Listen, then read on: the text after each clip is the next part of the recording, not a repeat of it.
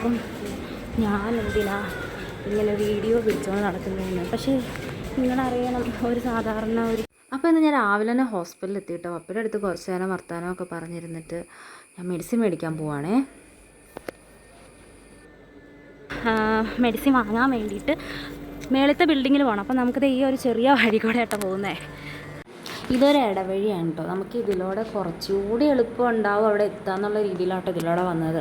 കാരണം ഇതിൽ മഴക്കാലത്തോടെ ഒന്നും നടന്ന് വരാൻ പറ്റത്തില്ല. കാരണം നടന്നു കഴിഞ്ഞിട്ടുണ്ടെങ്കിൽ സ്ലിപ്പായി കഴിഞ്ഞാൽ താഴെ അവിടെ കിടക്കും. ഇത് കണ്ടോ, അതാട്ടോ ഹോസ്പിറ്റൽ. അവിടെയാണ് അപ്പോൾ അഡ്മിറ്റ് ആയിട്ടുള്ളത്. അപ്പോൾ നമുക്ക് ഇതിൻ്റെ മുകളിൽ കുറേ ദൂരം പോകാനുണ്ട്. അപ്പോൾ എല്ലാവരും തന്നെ ഈ വഴിയാട്ടോ നടന്നു വരുന്നത്. ഓട്ടോ വിളിച്ചൊക്കെ പോകുന്നത് എപ്പോഴും പോസിബിൾ ആയിട്ടുള്ളൊരു കാര്യമാണെന്ന് തോന്നുന്നില്ല. കാരണം ഒത്തിരി പാവപ്പെട്ട ആൾക്കാരാട്ടോ ഇവിടെ വന്ന് കിടക്കുന്നത്. അപ്പോൾ അവരെല്ലാവരും നടന്ന് തന്നെ പോയിട്ടാട്ടോ ഞാൻ കണ്ടിട്ടുള്ളത്. അപ്പോൾ എന്താണെന്ന് വെച്ചാൽ ഇവിടുത്തെ അവസ്ഥ എന്ന് പറഞ്ഞാൽ ഭയങ്കര ഭീകരമായിട്ട് എനിക്ക് തോന്നിയിട്ടുള്ളത്. കാരണം എന്താണെന്ന് വെച്ചാൽ മെഡിസിനൊക്കെ എഴുതി നമുക്ക് തരും.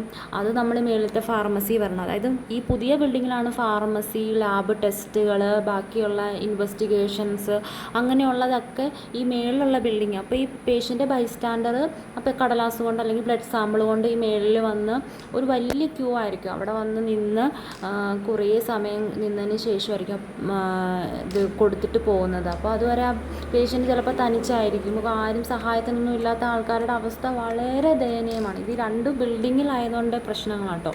അപ്പോൾ ഞാൻ എന്താണേലും ഇവിടെ മെഡിസിൻ ഉണ്ടോയെന്ന് നോക്കണം. കാരണം എന്ന് വെച്ചാൽ ചിലപ്പം ഇവിടെ മെഡിസിൻ കാണില്ല. ഇവിടുത്തെ ഒരു നീതി സ്റ്റോറിൽ മെഡിസിൻ കാണുമോയെന്ന് അറിയില്ല. ഇപ്പോൾ ഇൻഷുറൻസ് ഉള്ളതുകൊണ്ടാണ് ഞാനിപ്പോൾ ഇവിടെ വന്നേക്കുന്നത്.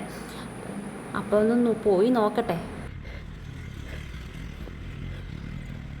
ആയാലും ആ മെഡിസിൻസ് ഇവിടെ കിട്ടാനില്ല കേട്ടോ. നമുക്കിവിടെ ഇതിൻ്റെ ഉള്ളിൽ തന്നെ നീതിയുണ്ടേ, നീതി മെഡിക്കൽ സ്റ്റോർ.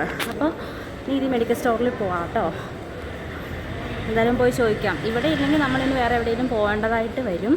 അപ്പോൾ എനിക്ക് ഒരു മെഡിസിൻ ഇവിടെ നിന്ന് കിട്ടിയുള്ളൂ. അപ്പോൾ ഈ മെഡിസിനും കൊണ്ട് ഞാൻ പപ്പയുടെ അടുത്ത് ഇത് അവിടുത്തെ സിസ്റ്ററിന് കൊണ്ട് കൊടുത്തിട്ട് വേണം എനിക്ക് മറ്റേ ഡ്രസ്സിങ്ങിനൊക്കെ ഉള്ള മെഡിസിനും ഒരു ഓയിൽമെൻറ്റും ഒരു ഇൻസുലിനും മേടിക്കാണ്ട് അത് പുറത്ത് പോയി മേടിക്കാനുള്ളത്. അപ്പോൾ അതേ നിങ്ങൾ കാണുന്നുണ്ട്, അതെ അതാണ് പഴയ ബിൽഡിങ്. അവിടെ നിന്നാണ് നമ്മൾ ഇത്രയും ദൂരത്തിൽ ഇവിടെ വന്നത്. അപ്പോൾ കഴിഞ്ഞ ദിവസമാണെങ്കിലും ഇതുപോലെ ലാബിൻ്റെ ഒരു കാര്യത്തിലാണെങ്കിലും കുറേ കഷ്ടപ്പെട്ടു കേട്ടോ. കുറേ കഷ്ടപ്പെട്ടെന്ന് പറഞ്ഞാൽ ഇവിടെ പല ടെസ്റ്റുകളും ചെയ്യത്തില്ല. എന്നിട്ട് പിന്നെ ഇവിടെ ഇതിൻ്റെ നീതി തന്നെ ഒരു ടെസ്റ്റ് ചെയ്യും, വേറൊരു ടെസ്റ്റ് ചെയ്യാൻ ഞാൻ വേറൊരു സ്ഥലത്ത് പോയി. അപ്പോൾ അവിടെ ഇന്ന് കിട്ടത്തില്ല, 2 ദിവസം കഴിഞ്ഞിട്ടേ കിട്ടുള്ളൂ. അതുകൊണ്ട് ഞാൻ അങ്ങ് ദൂരെ പോയി കഴിഞ്ഞപ്പോൾ ബ്ലഡ് ക്ലോട്ടായി പോയി. പിന്നെ അവിടുന്ന് തിരിച്ചു വന്ന് ഇവിടുന്ന് സിസ്റ്ററെ കൊണ്ട് ബ്ലഡ് എടുപ്പിച്ചിട്ട് പിന്നെയും തിരിച്ചു പോയി.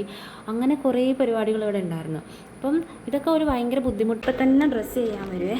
അപ്പം ആ മരുന്ന് മേടിക്കാൻ വേണ്ടിയിട്ട് കൊണ്ടുവന്ന് കൊടുത്തില്ലല്ലോ, അതുകൊണ്ട് ഇനിയും അപ്പോഴും ഡ്രസ്സിങ് താമസിക്കും. അപ്പോൾ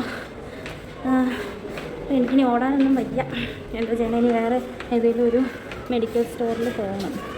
ഇതിന് വഴിയും അറിയത്തില്ല കർത്താവ്. ഇതിൽ പോവാം. ചെറിയൊരു വ്ളോഗിൽ തുടങ്ങിയതാണ്, പക്ഷേ ഇത് ഇവിടെയൊന്നും അവസാനിക്കുന്നില്ല, ഇത് തുടരും, അത്രയേ ഉള്ളൂ.